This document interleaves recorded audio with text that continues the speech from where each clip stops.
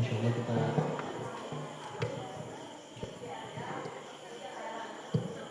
mulai ngaji tidak. Sebelumnya ada yang sudah pernah ngaji adik?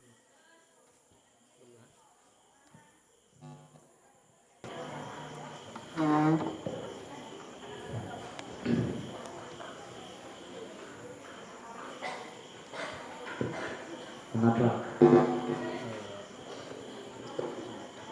Ya kenapa kita penting mengaji akidah? Karena akidah itu seperti teman-teman tahu, ini sebagai informasi, Islam itu kan ada 3 pilar ya, ada pilar, ada keyakinan, ada amal, ada akhlak. Keyakinannya itu basisnya akidah, terus amal basisnya fikih, akhlak basisnya tasawuf. Nah, sekarang ini kan lagi marak semangat beragama tinggi, tapi kemudian kalau tidak diberikan dari ilmu nanti bahaya. Contohnya gini, contohnya saya tuh banyak menemui santri NU, ketika ditanya Allah itu di mana, jawabannya di aras. Nah itu padahal kalau nanti akidahnya Asy'ari nggak kayak gitu harus jawabannya. Nah jadi biar kita tahu sebenarnya akidah yang Allah itu dari mana. Jadi ya insya Allah kita akan belajar itu. Terus seperti ada syubhat atau ada pertanyaan-pertanyaan, kayak seperti ada yang paling terkenal itu paradoks yang disebut omnipotensi paradoks. Omnipotensi paradoks itu pasti pernah dengar pertanyaan gini, kalau Tuhan Maha Kuasa, bisa nggak Tuhan menciptakan batu yang sangat besar dan Tuhan sendiri nggak bisa mengangkatnya? Pernah nggak dengar pertanyaan kayak gitu? Kalau Tuhan itu Maha Kuasa, bisa nggak Tuhan menciptakan batu yang sangat besar yang Tuhan sendiri nggak bisa mengangkatnya? Nah kalau jawabannya itu ya Tuhan nggak bisa, berarti kan nggak Maha Kuasa. Nah, kalau seandainya kita bilang Tuhan bisa menciptakan batu itu dan Tuhan nggak bisa mengangkatnya, ya Tuhan nggak Maha Kuasa juga gitu. Nah bagaimana cara menjawab pertanyaan-pertanyaan seperti itu? Bisa nggak Tuhan menciptakan batu yang sangat besar yang tidak bisa diangkat oleh bahkan oleh Tuhan sendiri? Nah bagaimana menciptakan pertanyaan-pertanyaan seperti itu? Kayak ada pertanyaan, Tuhan itu di mana? Bagaimana cara menjawabnya? Ternyata nanti ada yang ngecek kita. Ya meskipun saya juga nggak tahu bisa jawab atau enggak. Nanti ya kita semua bareng-bareng yang jawab ya. Jadi ini acuan kita ini nanti bisa eksplor. Bismillahirrahmanirrahim. Alhamdulillah wassalatu wassalamu ala maulana Rasulillah. I'lam annal hukmal aqli yanhasuru fi thalathati aqsam. I'lam annal hukmal aqli yanhasuru fi thalathati aqsam. Bahwa hukum akal itu hanya ada 3. Yang pertama itu al-wujub, yang pertama itu hukum akal itu wajib, wal istihalah lalu mustahil, wal jawaz lalu boleh. Begini, hukum itu ada 3 ya. Yang pertama adalah hukum syar'i, yang kedua hukum adat, yang ketiga hukum akal. Hukum syar'i itu contohnya apa? Contohnya halal, wajib, haram, makruh, sunnah, mubah. Itu kan? Tahu kan yang itu kan? Yang 5 itu hukum syar'i. Nah sekarang pertanyaannya, ayat Quran mana atau hadis mana yang menerangkan hukum syar'i 5 itu? Sampai yang bisa cari nggak? Ayat Quran mana atau hadis mana yang mengatakan wajib, makruh, sunnah, haram, mubah itu termasuk hukum syar'i? Padahal semua orang Islam mengatakan hukum syar'i itu kalau sesuatu itu kalau nggak wajib ya haram, kalau nggak haram makruh, kalau nggak makruh sunnah, kalau nggak sunnah mubah. Itu doang kan hukum itu. Yeah. Tapi kita apa dalilnya dari Quran dan sunnah yang mengatakan hukum syar'i itu cuma 5? Ada nggak kira-kira? Nabi mengatakan al-ahkam asyariyah khamsatun. Atau di Quran innal ahkam asyariyah khamsah. Ya, nggak ada. Jadi di Qurannya itu nggak ada seperti itu. Di hadisnya pun nggak ada seperti itu. Nah terus siapa yang merumuskan? Ulama yang merumuskan. Nah itu menunjukkan bahwa nggak semuanya itu ada di Quran dan di hadis. Banyak sekali sesuatu yang tidak ditemukan di Quran dan di hadis. Nah itu yang pertama, hukum syar'i. Yang kedua ada hukum adat. Hukum adat itu contohnya kalau saya memukul si Kiki sakit. Kalau dia makan dia kenyang, itu hukum adat kan. Contohnya hukum adat. Karena itu nanti hukum adat itu ada 4 macam. Yang pertama hubungan antara keberadaan dengan keberadaan. Contohnya apa? Ada makan, ada kenyang gitu kan. Hubungan antara keberadaan dengan keberadaan. irtibatu wujudin biwujud. Ada nanti hubungan antara keberadaan dengan ketiadaan. Ya, contohnya apa? Kalau hubungan antara keberadaan dengan ketiadaan. Kalau seandainya saya tembak mati gitu. Berarti kan hubungan antara keberadaan dan ketiadaan. Irtibatu wujudin bi adam. Nah, ada irtibatu adamin bi adam, hubungan antara ketiadaan dengan ketiadaan. Kalau enggak makan, enggak ada kenyang, gitu kan. Lalu hubungan antara ketiadaan dan keadaan. Irtibatu adamin wujud. Itulah hukum adat. Lalu terakhir adalah hukum akal, ini yang kita bahas. Hukum akal itu cuma ada 3. Sesuatu itu menurut akal, kalau nggak wajib, mustahil. Kalau nggak mustahil, boleh. Wajib, mustahil, boleh. Nah sekarang apa bedanya wajib dalam pengertian hukum syar'i dengan wajib dalam pengertian hukum akal? Ya. Kalau sholat, wajib kan? Cuman apa maknanya wajib dalam sholat? Kalau dikerjakan dapat pahala, ditinggalkan dapat dosa. Itu wajib hukum syar'i. Tapi wajib hukum akal nggak kayak gitu. Wajib yang dimaksud akal itu sesuatu ini harus ada, nggak boleh nggak ada. Itu wajib dalam hukum akal. Jadi yang disebut ma la yutasawwar adamu, sesuatu yang tidak dibayangkan ketiadaannya. Berarti harus ada, nggak boleh nggak ada. Itu wajib akli. Nah, ada hukum akal yang kedua yaitu mustahil. Mustahil itu maksudnya gimana? Nggak mungkin ada. Harus nggak ada ini pokoknya. Itu mustahil. Ya. Terus yang ketiga adalah jaiz, boleh. Maksudnya sesuatu itu boleh ada, boleh tidak ada. Nah, musannif di sini kenapa memulainya dengan hukum akli? Tadi kan dia bilang kalau kita baca iklam annal hukmal akli gitu kan. Dia memulainya dengan hukum akli. Kenapa kok tidak memulai dengan hukum syar'i? Kenapa tidak mulai dengan hukum syar'i? Karena dalam perkara akidah itu yang diutamakan tuh akal. Dalam perkara akidah yang diutamakan akal, bukan Quran hadis. Kenapa seperti itu? Sekarang saya tanya, tujuan akidah itu buat mengislamkan orang Islam atau buat mengislamkan orang kafir? Tujuan utamanya buat mengislamkan orang kafir. Kalau begitu orang kafir percaya Quran enggak? Ya kalau seandainya saya bilang Allah ada, dalilnya Quran, masa orang kafir mau percaya? Kan enggak percaya. Orang enggak percaya Tuhan. Nih, orang ateis. Terus saya bilang Allah itu ada, apa dalilnya? Qul huwallahu ahad. Ya masa percaya dia? Orang dia enggak percaya Quran kan? Berarti bagaimana caranya supaya saya meyakinkan si ateis kalau Tuhan itu ada? Ya harus pakai akal. Makanya ada perdebatan yang menarik antara Imam Abu Hanifah dengan orang yang ateis, orang tidak percaya Tuhan. Waktu itu Imam Abu Hanifah mau nantang debat orang yang tidak percaya Tuhan. Lalu kata Imam Abu Hanifah, oke, kita adakan perdebatan besok setelah zuhur. Nah, Imam Abu Hanifah nggak datang nih habis zuhur, ngaret, habis asar baru datang. Mau santri NU loh, ngaret. Kalau orang NU kan ngaret, secara maulidan jam 7 malam, mulai jam 09.00. Jadi apa mau itu? Cerita apa tadi itu? Iya, cerita Abu Hanifah sama ateis. Nah, menurut orang ateis, alam itu ada dengan sendirinya, gitu kan? Tanpa ada yang menciptakan, ada dengan sendirinya, udah. Dari dulu udah kayak gini, udah ada. Nah, sedangkan menurut orang yang beragama, alam itu ada yang menciptakan. Nah, bagaimana caranya Imam Abu Hanifah mendebat orang ateis? Caranya itu dengan datang terlambat. Yang awalnya habis zuhur, datang habis asar. Setelah itu datang terlambat, pas datang dipoyoi. Ini orang Jawa atau ada orang Gorontalo? Dibully. Karena datangnya terlambat, dibully. Kata orang ateis, "Wah, kamu itu takut debat, makanya datangnya telat." Abu Hanifah ngelem. "Saya nggak takut debat." Nah, terus kenapa telat? Tunggu dulu, dengerin cerita saya dulu. Saya tuh mau berangkat sebelum zuhur. Pas saya keluar rumah, tiba-tiba halaman saya mau jadi laut. Akhirnya saya harus bikin perahu dulu. Saya naik perahu, tiba-tiba jadi gurun pasir. Saya naik. Setelah itu tiba-tiba jadi gunung, saya harus mendaki. Nah, terus kata ateis, goblok sekali kamu. Gak mungkin segala sesuatu tiba-tiba kayak gitu. Tiba-tiba tanah jadi laut, tiba-tiba jadi padang pasir. Abu Hanifah balikin, ya berarti kamu yang goblok. Kamu yang mengatakan alamnya ada tiba-tiba tanpa ada prosesnya. Ya berarti itu kamu yang goblok. Nah, jadi Imam Abu Hanifah apakah mendebatnya dengan Quran? Enggak, pakai akal. Kenapa kalau dengan Quran Tuhan itu ada? Ini ayatnya kul apa gitu loh. Kayak kul kan banyak juga gitu. Ya mana percaya? Makanya itu tujuan utama akidah itu adalah membuat orang yang tidak percaya Islam, tidak percaya agama menjadi percaya agama. Karena itu dalil yang harus dipakai dan dalil yang disepakati bersama. Apa itu dalil yang disepakati bersama? Dalil akal. Karena nggak ada satu orang pun yang menolak dalil akal, semuanya pasti benar.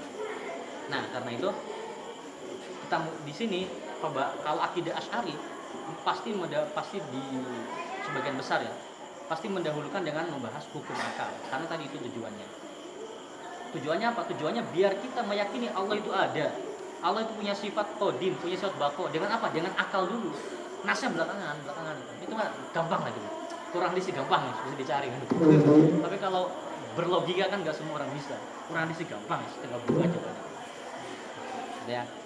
Jadi yang pertama itu ya ya'lam anal hukm wal aqli yang hasiru fi thalathati aqsam al-wujub wal istihala wal jawaz. Jadi hukum akal tadi itu ya ada 3 ya. Yang pertama wajib, yang kedua mustahil, istihala, yang ketiga jaiz, boleh. Maksudnya wajib apa? Fal wajib ma la yutasawwar fil aqli adamu. Wajib itu adalah sesuatu yang menurut akal kita enggak mungkin enggak ada. Harus ada. Sesuatu yang menurut akal kita enggak mungkin enggak ada. Contohnya gini. Kamu lewat kamu naik motor lewat duduk di pinggir apa tadi? Dekan. Hah? Itu apa? Sekretariat ya? Nah, di dalam sekretariat ada orang nyanyi. Menurut akal ada orang nggak di situ? Ya ada makhluk nggak tahu, isi nyanyi bu setan bu manusia itu serah wis. Ada makhluk nggak di situ menurut akal? Ada. Pasti ada. Kenapa? Karena menurut akal nggak mungkin ada suara tanpa ada yang menyuarakan, gitu kan? Nah berarti itu ma la yutasawwar adamu, nggak mungkin nggak ada yang menyanyikannya. Kalau ada suara nyanyi, nggak mungkin nggak ada yang menyanyikannya, pasti ada. Itu wajib. Berarti wajib ada. Ya, itu yang pertama. Jadi hukum akal yang pertama itu wajib. Ma la yutasawwar fil aqli adamu, sesuatu yang tidak mungkin nggak ada, harus ada. Terus yang kedua wal mustahil ma la yutasawwar fil aqli wujuduhu. Yang kedua mustahil kebalikannya. Kalau wajib itu sesuatu yang harus ada, nggak boleh nggak ada. Kalau yang mustahil sesuatu yang harus nggak ada, nggak mungkin ada. Contohnya apa?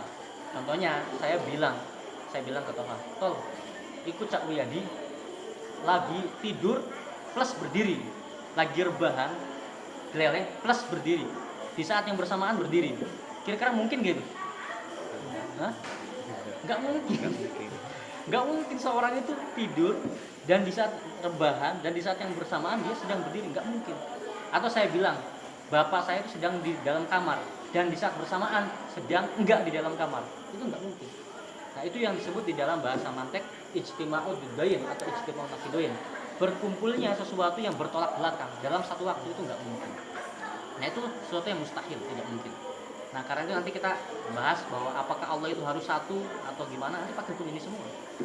Nah yang ketiga hukum akal itu adalah jaiz, boleh. Maksudnya boleh itu boleh ada, boleh enggak ada. Boleh ada, boleh enggak ada. Ya contohnya tadi itu asrama sepi, ya boleh ada orang di dalamnya, boleh nggak ada orang, itu jaiz. Wal jaiz ma yatasawwar fil aqli wujuduhu wa adamuhu. Yes. Sampai sini ada yang pusing nggak? Ini soalnya pembahasan tingkat tinggi nih. Sampai sini ada yang pusing nggak? Kalau ada yang pusing berhenti dulu, tanya dulu. Gimana?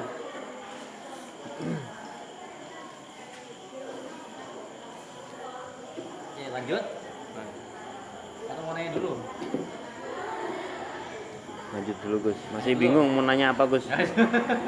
Soalnya lagi mencerna ini. Ya. Ini pun ngejar nanya. Ya, jadi kita ulang dari awal bahwa hukum akli ada 3 ya. Ada yang wajib, ada yang mustahil, ada yang jaiz. Dan nanti kalau kita sudah selesai baca ini, sudah selesai semua dan sudah memasuki tahap lanjutan, kita akan menyadari bahwa entah itu di dalam syariat, di dalam fikih, dan apapun ini kepakai. Maksudnya gimana? Maksudnya sesuatu yang dianggap mustahil oleh akal, syariat itu nggak bakal mungkin mensyariatkannya. Syariat nggak bakal mungkin mensyariatkannya. Sesuatu yang dianggap mustahil oleh akal, syariat nggak bakal mensyariatkannya. Sesuatu yang dianggap wajib oleh akal, syariat akan mensyariatkannya. Itu banyak sekali nanti di fikih. Nanti kita ketemu. Jadi mukaddimahnya itu permulaannya kita bahas hukum akal. Nah, karena hukum akal cuma dari 3 ya, sesuatu itu kalau nggak wajib kalau enggak mustahil, kalau enggak jaiz. Sesuatu itu kalau imma harus ada, atau harus enggak ada, atau boleh ada, boleh tidak ada. Nah, itu berlaku ke Gusti Allah. Dalam arti gimana? Gusti Allah itu ada sesuatu yang harus ada dalam Gusti Allah. Karena kalau enggak ada, dia sama dengan makhluknya. Contohnya, sifat Tuhan cuma satu. Itu harus ada di Gusti Allah. Karena kalau seandainya enggak ada sifat itu, kalau seandainya Tuhan lebih dari satu, dia sama dengan makhluk. Nanti kan kesana. Jadi di dalam Gusti Allah itu ada sesuatu yang wajib, ada sesuatu yang mustahil, ada sesuatu yang jaiz. Nanti itu sifatnya Gusti Allah itu. Jadi cuma 3 sifatnya Gusti Allah. Ada sifat yang wajib, ada sifat yang mustahil, ada sifat jaiz. Maksudnya sifat wajib apa? Gusti Allah wajib punya sifat itu. Maksudnya sifat mustahil apa? Gusti Allah mustahil punya sifat itu. Contohnya Allah ngantuk, itu gimana? Wajib atau mustahil? Mustahil. Karena kalau seandainya ada Allah ngantuk, iya itu. Nyabut nyawa, ngantuk lali. Gak kecabut nyawanya. Jadi Allah ngantuk mustahil. Terus ini yang viral. Ya Allah, menangkanlah calon saya. Ini kita bahas dari sisi akidah ya. Menangkanlah calon saya. Karena kalau nggak menangkan calon saya, tidak ada yang akan menyembahmu ya Allah. Allah itu wajib nurutin permintaan itu atau mustahil? Permintaan itu? Mustahil.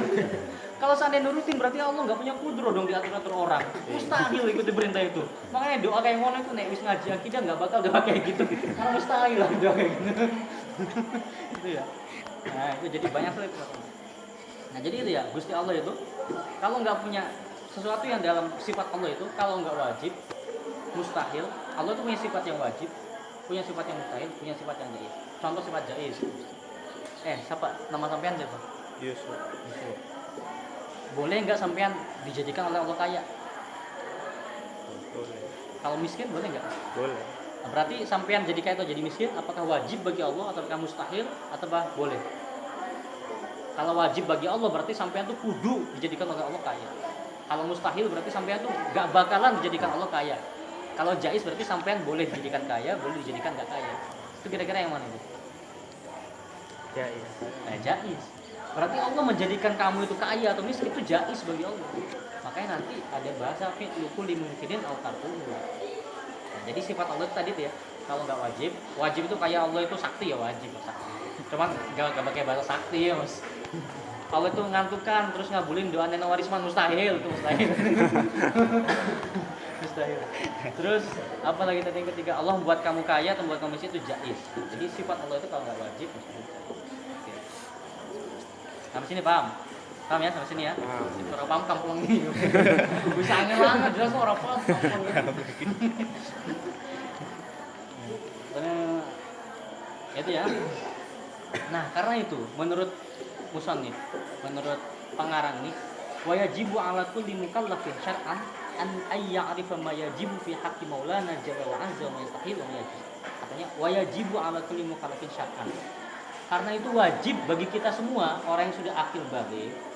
Wajib syar'an, maksudnya wajib syar'an itu kalau enggak bisa ya dosa.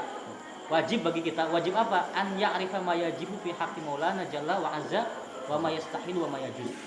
Menurut musannif kita itu wajib mengetahui sifat apa yang wajib bagi Gusti Allah, sifat apa yang mustahil bagi Gusti Allah, dan sifat apa yang boleh bagi Gusti Allah. Wis balik dulu. Wis keluar mana? Iya. Wis orang mungkin dulu ya. Kamu udah tahu sifat wajib Allah ada berapa? Wis iki jujur-jujuran aja, enggak apa-apa, santai aja. Belum kan? Nah, berarti biar enggak dosa harus ngaji ini. Nek kowe enggak rampung ngaji ini dosa kowe. Soalnya wis ngaji kudu rampung. Kalau enggak rampung dosa kamu.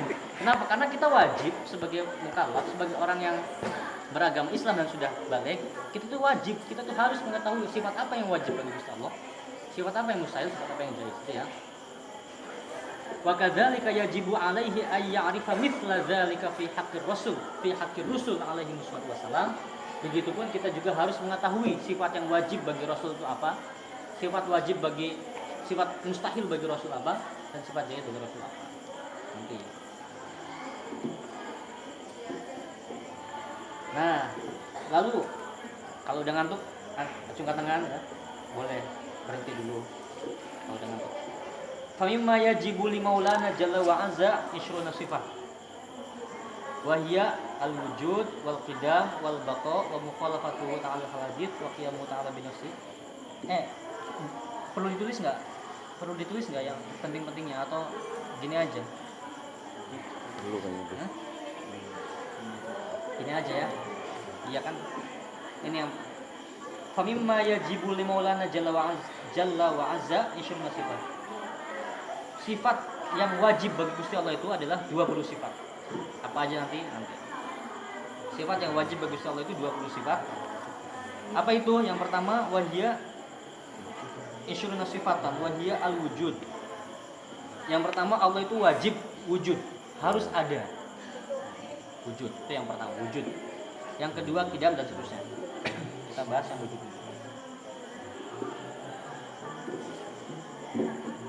Jadi salah satu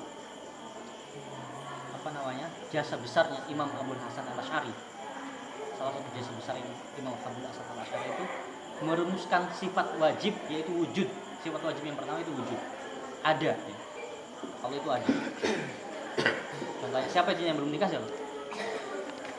Jangan kamu lah. Yang lain di belakang semua ini Gus. Ini belum menikah semua? Iya. Orang laku guys. Oh sorry kan. Orang pernah sampean kan. Langsung aja Cak Wiyadi. Contohnya Cak Wiyadi saya bilang gini, Cak Wiyadi, saya punya calon buat sampean. Mau nggak? Namanya Sinta. Ya, namanya Sinta. Orangnya cantik, hafal Quran, putih, bahenol, kaya, pinter, gelem ora? Mau nggak? Mau. Tapi itu tokoh fiktif. Piye perasaanmu? Gimana perasaan Cak Wiyadi? Saya nawarin cewek ke Cak Wiyadi, ceweknya cantik, kaya, pinter, bahenol, tapi fiktif. Piye perasaannya? Sakit hati kan? Iya. Selesai sampai situ. Sekarang kita orang Islam, kita baca Quran.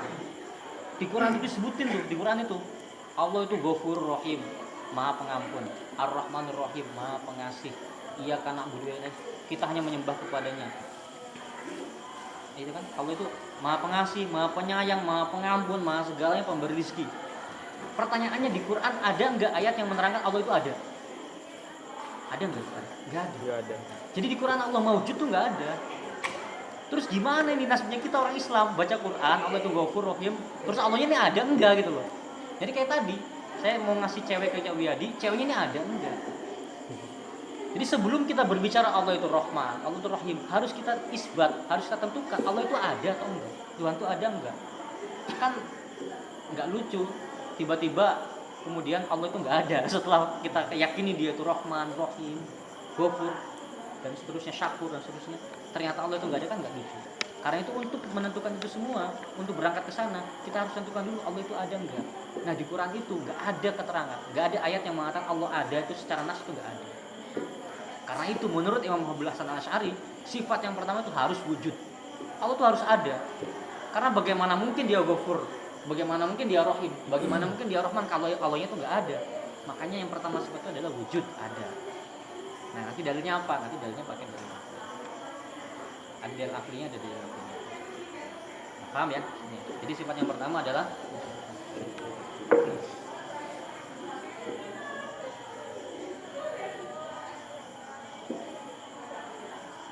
wahia, yang pertama wujud.